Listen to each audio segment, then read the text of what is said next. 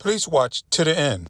Comment and respond to other people's comments. For today, the trial was on track to begin October 7th. Details that will now get sorted out in 2 weeks. It's just kind of a waiting game to see when it all happens. Following requests from both attorneys for additional time ahead of a trial, Judge Lund pressed both legal teams for a time frame. Mr. Brass, do you have some idea of when you think the case would be ready to go to trial?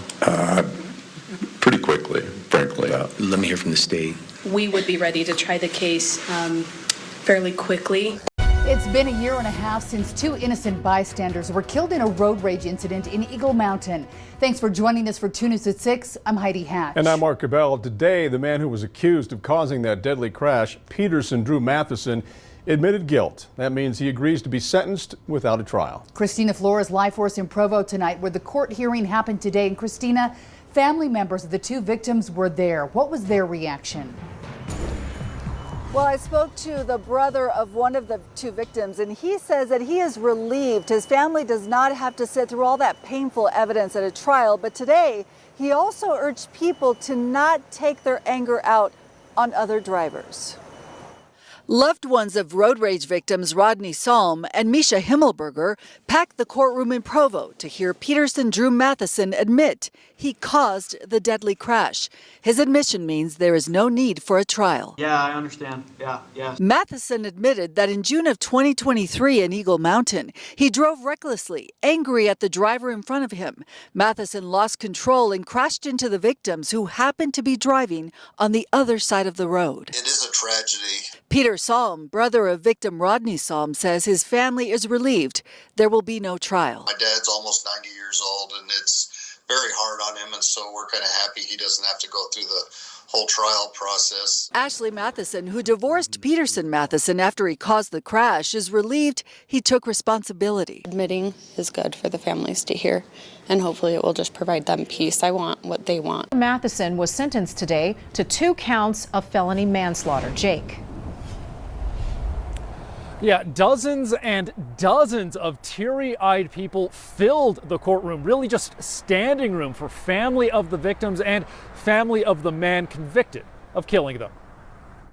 Judge Robert Lund recognizing the huge outpouring of emotion from nearly 100 family members feeling the court.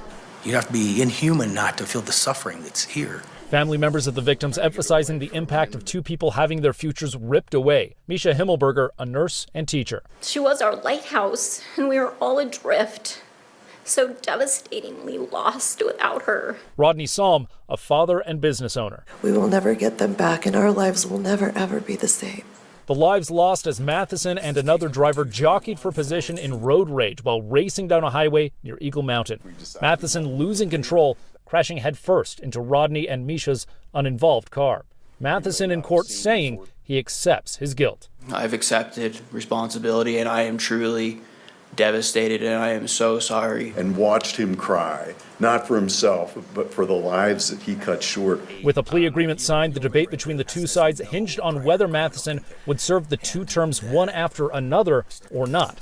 The difference between up to 5 years or up to 10 years in prison. Ultimately, the Board of Pardons and Parole will decide how much of that sentence is served. The board could take a look at it and release him next month if they wanted to. But this might not be the end. Prosecutors saying the other driver in that road rage is responsible too and could face charges. We'll have a decision on that very soon. I would anticipate within the next 2 weeks. Now, the judge said that there were 27 different people who wrote to him, mostly family, in support of Matheson. That also included a deputy at the jail who was supervising him. Jake Taylor, KUTV 2 News.